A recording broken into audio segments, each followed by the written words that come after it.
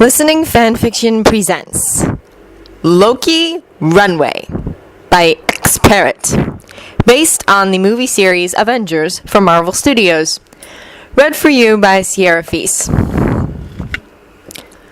No one had seen any sign of Loki since his initial mysterious reappearance in downtown Manhattan. Thor also mysteriously reappeared on Earth shortly after to rejoin the Avengers and decidedly not talk about what had happened on Asgard with him or his brother, except to confirm that the Tesseract was secure. Loki hadn't been observed with a new scepter, and there had yet to be another alien invasion, but he was still a supervillain. S.H.I.E.L.D. was on high alert for 3 months.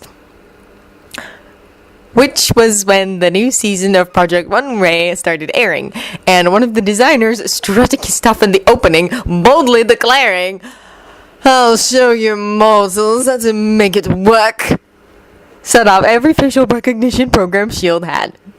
It held that he was clearly credited as Loki Laufey's son, age 1053, Asgard, the Nine Realms.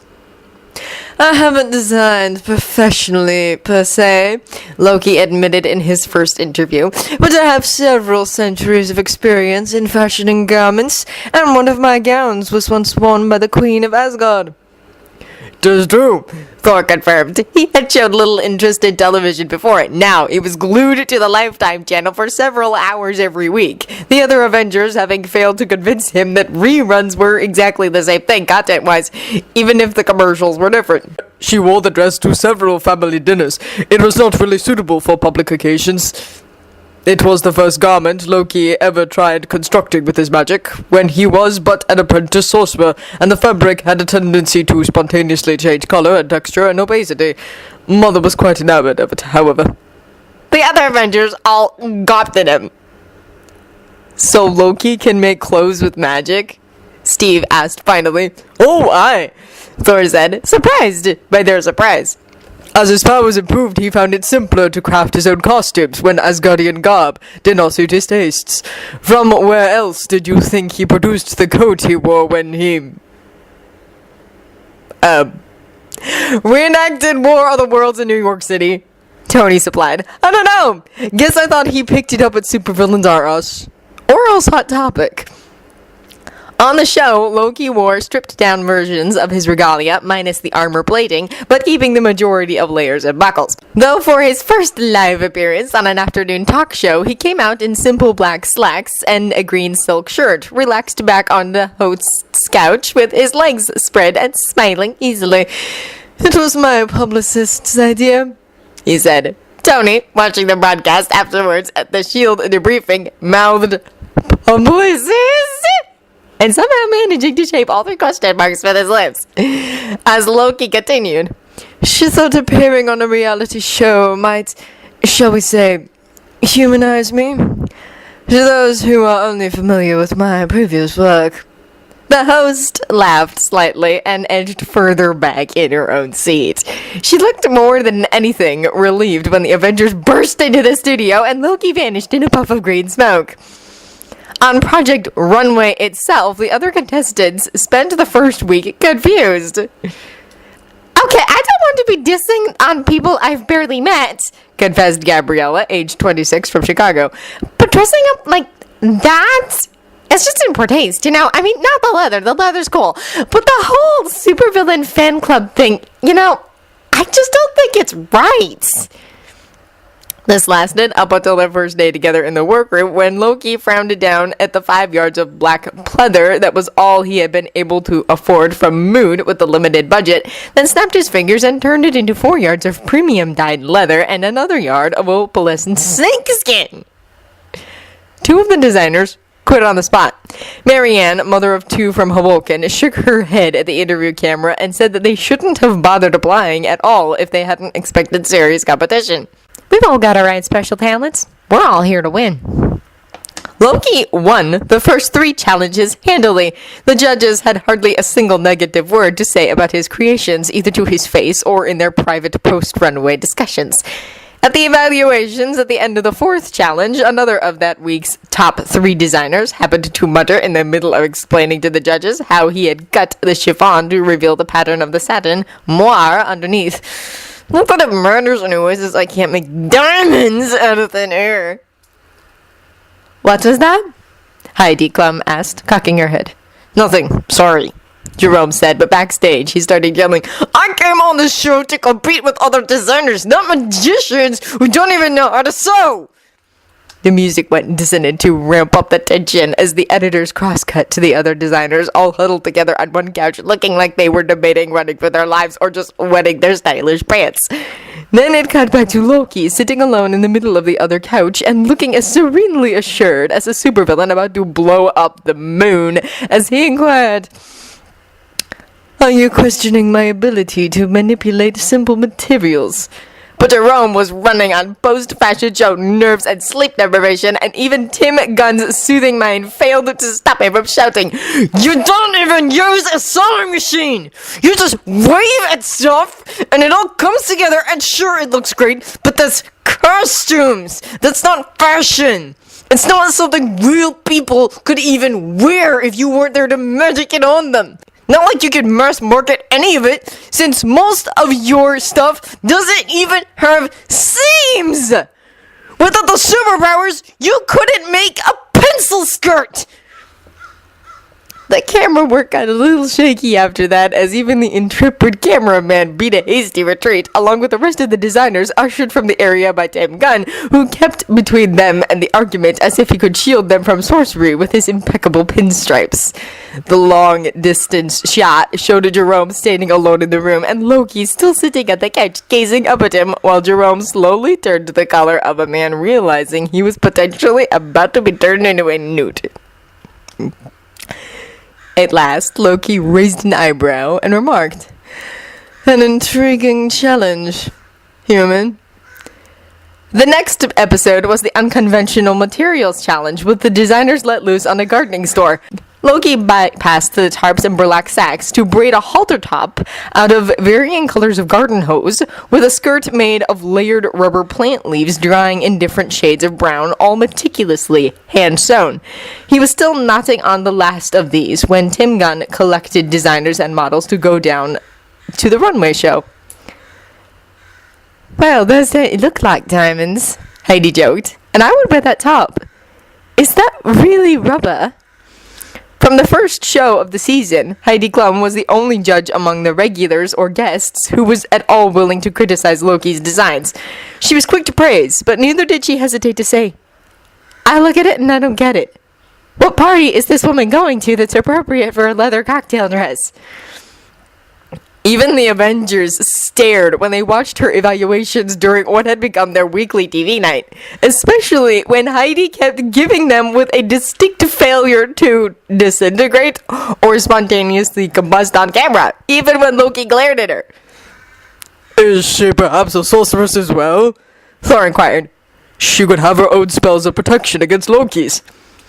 No, she's a model, Bruce said. And an actress, Clint said. Are we sure she doesn't dabble in the black arts?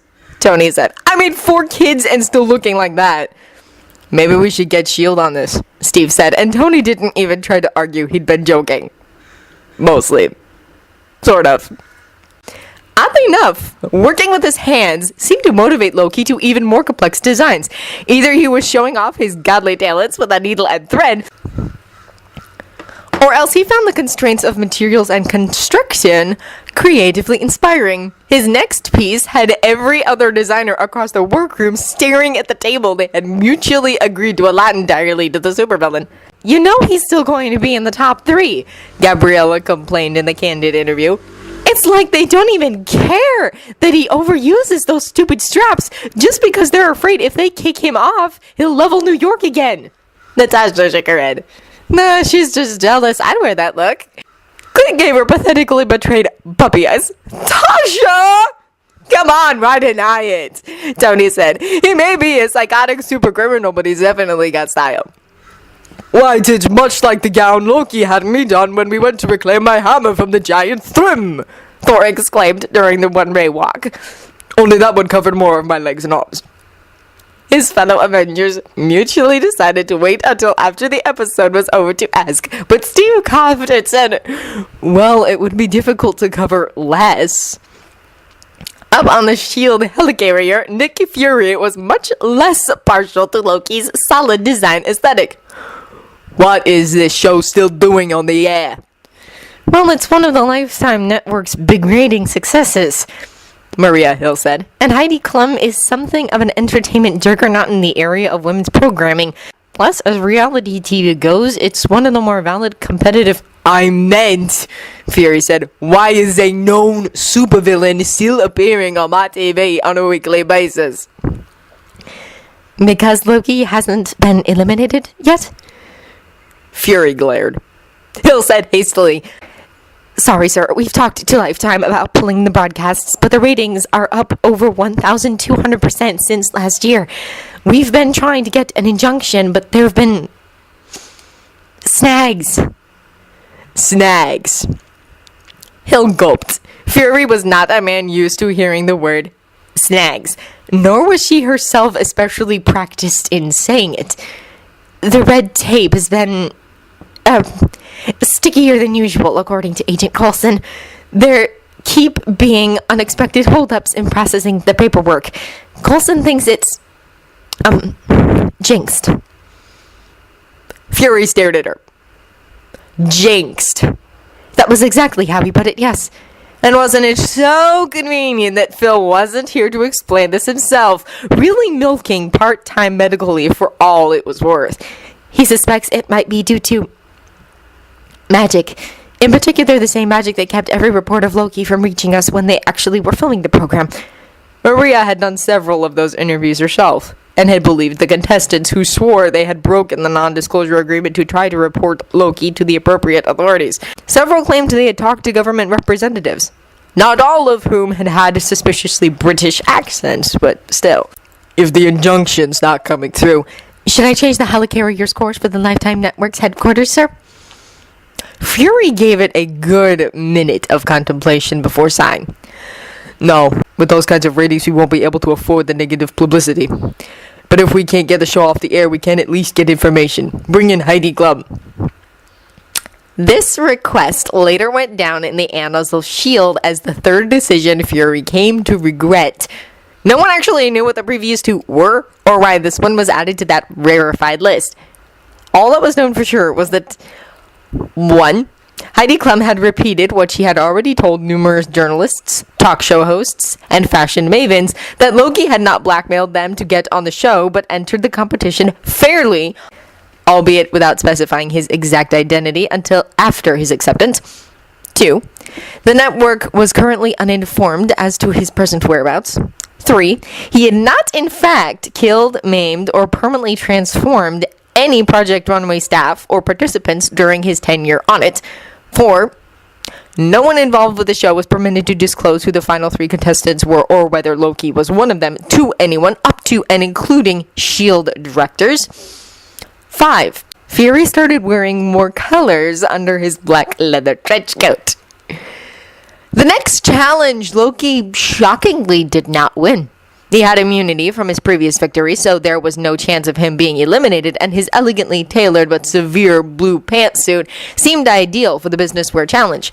When Loki was included in the list of designers Heidi read off, those contestants listed with him were already grinning or frowning as they stepped forward, assuming they were in the top or bottom 3.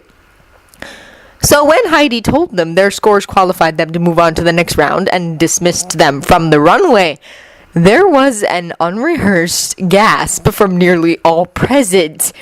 The music screeched to a dramatic halt as every eye and camera turned to the supervillain.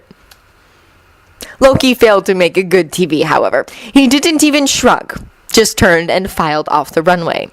The other passing contestants trailed after him at a safe distance. The camera lingered on this procession before swinging back to the judges, where Nina Garcia, Michael Kors, and guest judge Scarlett Johansson were all surreptitiously pulling their chairs back from where they'd scooted them away from Heidi. Meanwhile, in the Avengers Tower, Earth's mightiest heroes spent the rest of the judging trying to convince Thor not to put Mjolnir through Tony's 60-inch plasma screen for the insult to his family's honor and or fashion sense. The next week's episode began with the other designers discussing Loki's loss as they left their apartments. Loki did not room with them, instead appearing outside Parsons every morning. Counter to their speculation, Loki joined the rest of the competitors before the runway for Heidi to present the challenge, though he was even more expressionlessly focused than usual. The cuts didn't linger on him for long, as if the cameramen were concerned his brooding glare might melt their lenses. When Tim Gunn visited the workroom that round, rather than quickly assuring Loki that his look was amazing and moving on to the next designer, he paused to contemplate his mannequin, finally shook his head and said, "I have to admit, I'm worried about this look. Maybe if that silk drapery over the arm was in auburn or fuchsia instead of crimson, I don't know many women who want to go out looking like they've been recently dismembered."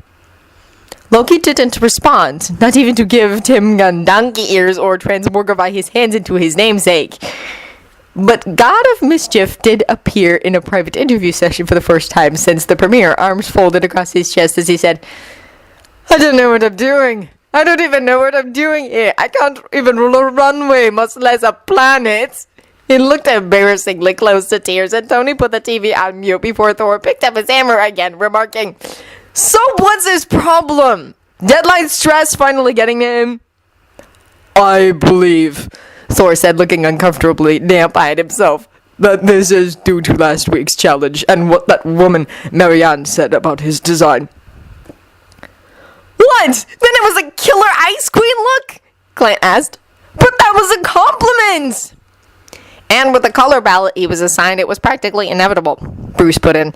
"All those winter blues." "I but wish that my brother had not been assigned such a selection of mascara," Thor said as gravely as he said things like, "I am the protector of this world," or "You shall not pass," at least in Tony's head. On TV, Jerome approached Loki's workbench, and Tony switched on the sound again in time to hear the designer say, "Come on, man, alien, you've got to get it together. Just because they didn't get your style doesn't mean you have to listen to them. Go with what feels right, in here."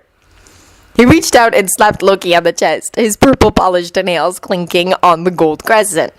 Loki stared down at the smaller man, either forebodingly or else astonished.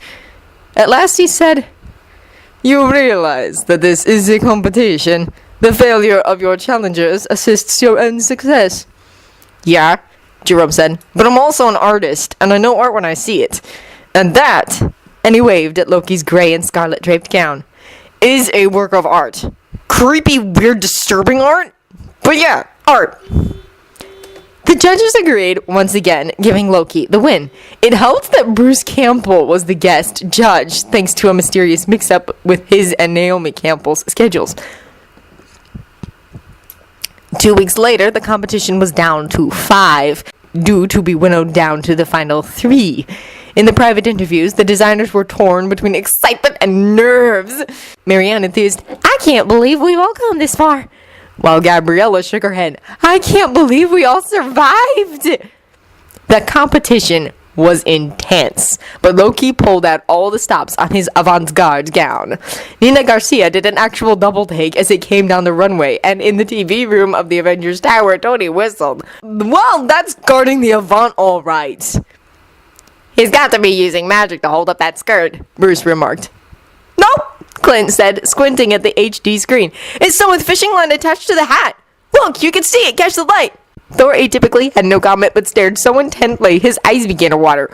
Or else that was for another reason, because when the judges asked Loki about his inspiration, the supervillain looked down, bizarrely demure, and muttered to his boots that it was personal. Something he thought he might not see again, so wanted to remember. Thor nodded, dashing the tears from his eyes.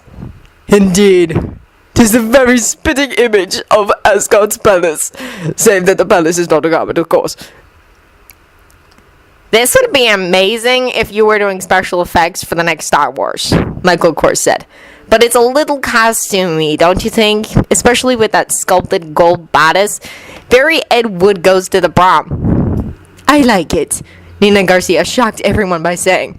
"It's certainly different, and the silk textures contrast beautifully with the leather underpinnings." "It's beautiful. Truly fit for a queen," Heidi said cheerfully, "and any woman would feel like a queen wearing it." The judges' post-critique debate was fierce, but in the end, Loki was the first sent to Fashion Week, followed by Gabriella and Marianne. Jerome was sent home with a faint consolation that the judges were looking forward to seeing what he would do next, as his skills as a designer continued to develop. Upon leaving the runway, he and the other designers, along with Tim Gunn and the entire viewing audience, were shocked when Loki stood up from his couch and told his rival, apparently sincerely, "I'm sorry you won't be joining us at Fashion Week." But no one was more surprised than Loki himself when Jerome answered this by throwing his arms around Loki and squeezing as he sniffled. "Me too, man. You better knock him dead. Figuratively, so I know I wouldn't have had a chance anyway."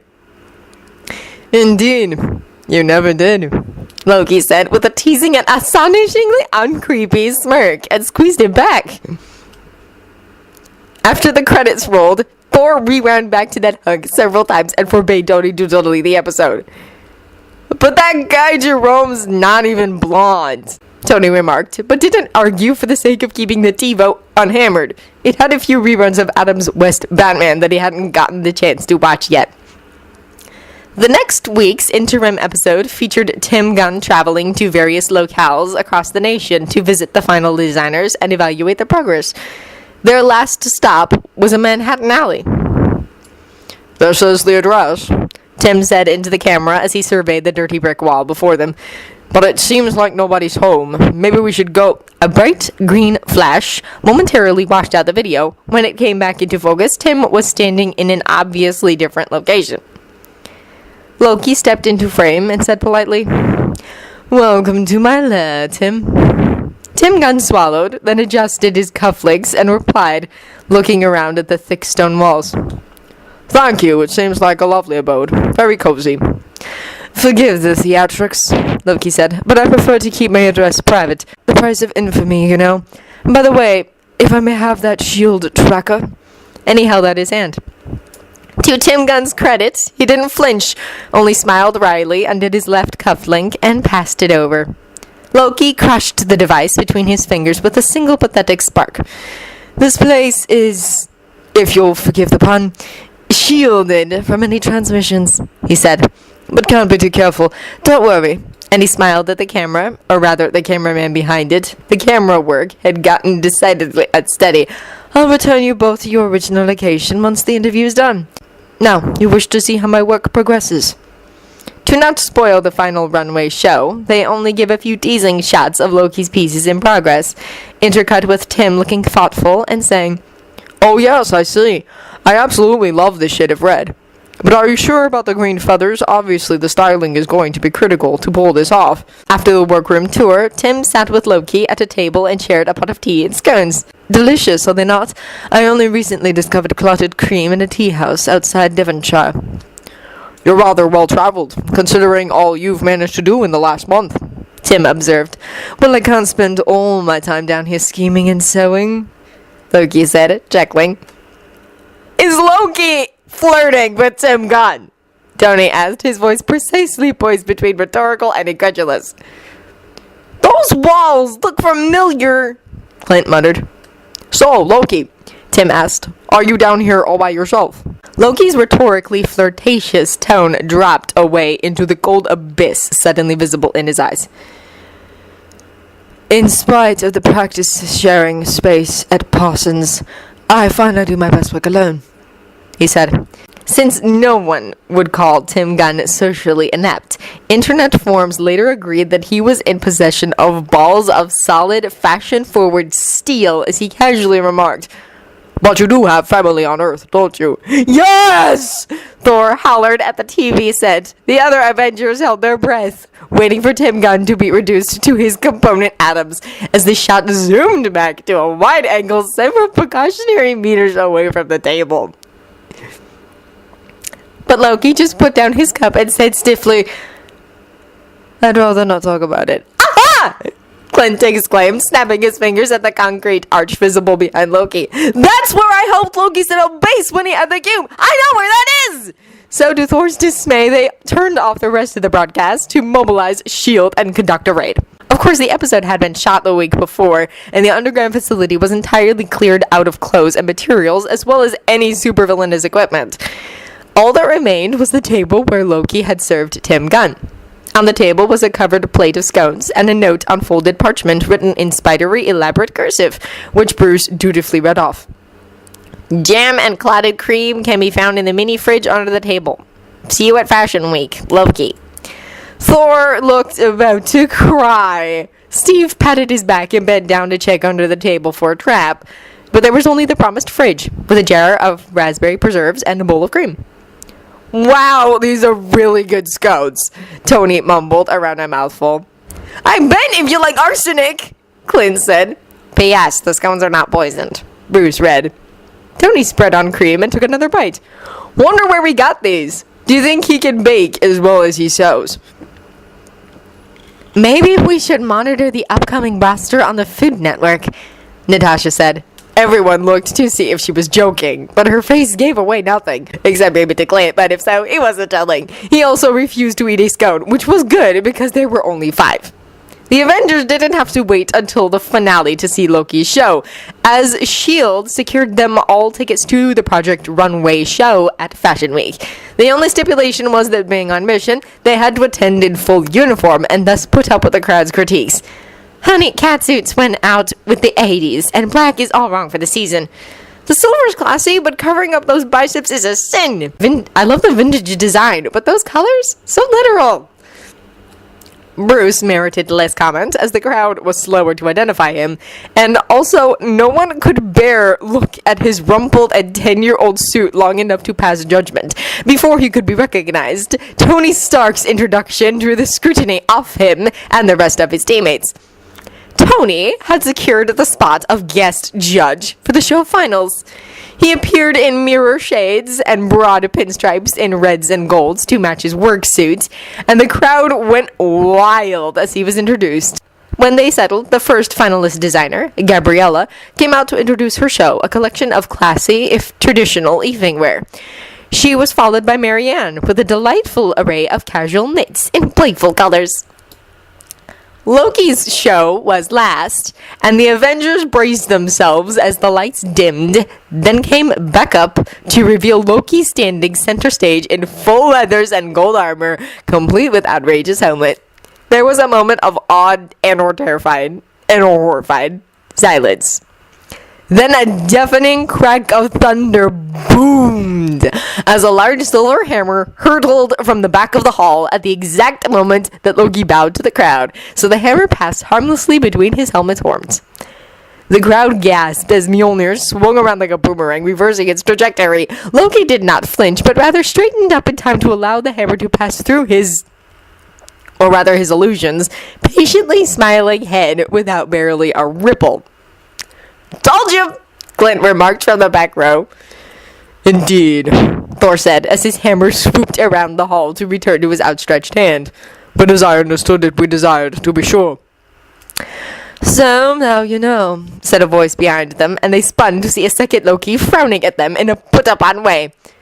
Will you let me get on with my show? Sorry, brother, Thor muttered. Don't apologize to the supervillain! Clint protested, pulling up his bow. Loki's illusion behind them winked out just in time for Hawkeye's arrow to shoot through him and embed in the wall, as the illusion on stage coughed politely to reclaim the audience's attention. This collection is dedicated to those without whom this show could not have happened at all, Loki said. Regardless of how I felt at the time, I've come to appreciate the charms of the city, and I am glad it was preserved, even if I was the one it had to be preserved from. He paused long enough to elicit an uneasy forced titter from the crowd, smiled, and finished. So without further ado, I present the Valiant collection. Loki bowed again and vanished as the music started up, rising horns over the requisite heavy beat, more classical than the usual runway fare. The first dress that came out showed clear influences from Loki's own costume, and disappointment might have flitted through Nina Garcia's eyes at the unoriginality. But the unexpected old-fashioned charm and bright primaries of the next outfit had them widening again. The collection's theme quickly became apparent. Even those in the crowd at the wrong angle to look at the Avengers in back to compare was familiar enough with the team to get the references. The colors alone made it obvious, even without the other cues. The showroom was dark enough to hide Bruce's blush at the green dress with his full-bodied ruff lending a broad-shouldered silhouette to the willowy model. And Clint rolling his eyes at the short purple and black number. Tony, unabashed as ever, woof whistled when the model in the Iron Man dress strutted out, gold embroidery gleaming over the sculpted scarlet satin. The final black gown caused some confused murmuring, though the Avengers took one look at the bodice, paneled to resemble leather pleats, and the single strap cutting across the shoulder in echo of the sweep of hair hiding the model's left eye, and heroically suppressed their reactions. Tony had it the worst, since as a judge, the cameras kept focusing on him and Fury would make him pay for any giggling caught on film. The applause afterwards brought down the house, and the Avengers joined in. In the interviews outside the showroom, Thor enthusiastically declared, "I am most impressed and gratified by my brother's work. The other designers fashioned most becoming clothes, but none with such range and versatility as Loki's collection." Even Clint admitted, "Okay, I still hate the guy, but it's a solid show. Really hangs together." To avoid spoilers before the airing of the final episode, the grand prize was awarded in private, following deliberation between the judges. Tony made a fashion statement of his own, showing up at Parsons in his full Iron Man suit. The other Avengers were waiting right outside the door as the 3 finalists were called onto the runway for the last time. It was a gamble, I knew. If Loki was as smart as he was supposed to be, he'd never come in person, or godhood, or whatever. On the other hand, if his ego was as big as it also was supposed to be, then, as Tony said at the mission briefing, he was in the bag along with all the cats.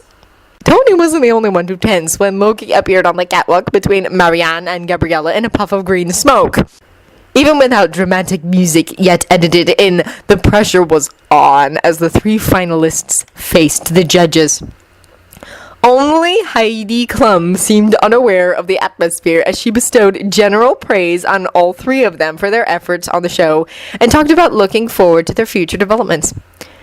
At last, she took a breath, studied the 3 designers for a suitably dramatic pause, and finally pronounced, "Marianne, you are the winner of Project Runway." "What travesty is this?" Thor roared, bursting through the doors ahead of schedule with his face doing a dynamite impression of a thundercloud. "How dare you overlook the work of a son of Odin?" "For the record," Tony said quickly, "I voted for your brother." Which claim was later corroborated by the clips of the judges' discussion that aired on the finale, though Tony's main argument reflected less a belief in Loki's fashion sense and more the fervent desire not to have to rebuild New York again. Gabriella and Marianne had leaped off the catwalk and scrambled under it upon Thor's entrance, and Michael Kors and Nina Garcia took refuge behind their chairs. Heidi Klum stayed sitting in hers. She blinked at the Thunder God and said, "His show is gorgeous, but not the most wearable. Also rather faddish with the superhero theme, and fashion is about setting trends, not following them. Don't you think? Marianne's knitwear is original and marketable straight off the runway." "Put down that hammer!" Loki snapped, jumping down from the runway to swat at Thor. "It was a fair competition. If I cared so greatly about winning it, I could have just enchanted the judges, you know." Michael and Nina ducked back behind their chairs. Tony tapped his arc reactor and smirked, and Heidi merely arched a perfect eyebrow. "Most of the judges," Loki amended. Thor had lowered Mjolnir, but was staring down at his arms where Loki had smacked him. "Brother?" His hand lashed out like lightning to close around Loki's arm, gripping rather than passing through illusion. "You're here!" "Yes," Loki said in a manner that clearly appended a "you fool" without him needing to say it aloud. Instead, he looked over the other Avengers spilling into the room after Thor, a faint smirk corking his lips as he said, "So you are here to exact your retribution? Very well." He tugged his arm out of Thor's surprised grasp to turn to the catwalk and say to the woman peeping up like a cautious prairie dog behind it, "Congratulations, Marianne. You were a worthy opponent, and I hope your line proves successful." Then Loki faced to the Avengers, lowered himself to his knees, and tilted back his chin to bare his neck, vulnerable despite the layers of armor elsewhere. Do your worst. The Avengers stared at him. Finally, Steve said, "We're not going to just execute you. We're the good guys." Tony said, "We're going to arrest you, give you a fair trial, all that jazz. Anyone remember the Miranda rights? Anyone know if we actually have to read them to an interstellar supervillain?" "I thought you were heroes, not base cowards," Loki sneered. "Are you not the Avengers? Is your commitment to vengeance so faint?" "Man's got a point," Clint said, starting to pull up his bow with an arrow ready, only to stop when Natasha put a hand on his arm and nodded meaningfully at the surrounding cameras, focused on them from every angle. If Loki's lip curled anymore, it would turn inside out. "So you will simply take the insult of having your warrior garb turned into feminine ornament?" "Insult?" Steve, Clint, and Heidi all repeated in the same puzzled tone. Thor gazed down on his erstwhile sibling with saggy-eyed compassion, put his hand on Loki's shoulder as he swore.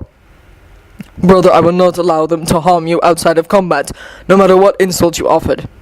"Especially not on reality TV," Tony muttered. "Way too cliche, even for me." "What was the insult again?" Bruce asked. Loki glanced at the cameras, then back at the Avengers and their distinct lack of vengeance. Then he shoved off Thor's hand, snarling at his brother as he got back to his feet. "Must you ruin everything?" But I only meant to protect you." "Protect me from my own victory? I was well prepared to shed a little blood to stain your honor." "Wait, that was your villainous master plan? To give us a bad rap by turning our costumes into kick-ass gowns and then having us beat you up on national television?" Tony shook his head. "You should stick to the fashion. You're actually good at that." Loki blinked mid-scowl. "You see merit in my designs." "They're pretty badass," Natasha said. "I'd wear most of them." "As would I," Heidi Klum agreed. "Next time I get accidentally transformed into a woman, I'm totally going to rock that Hawkeye dress," Clint said. "I've already got a tailor making me that awesome suit you designed for the menswear challenge," Tony confessed. "They were a little risque sometimes, but mostly very nice," Steve said, and Bruce chimed in.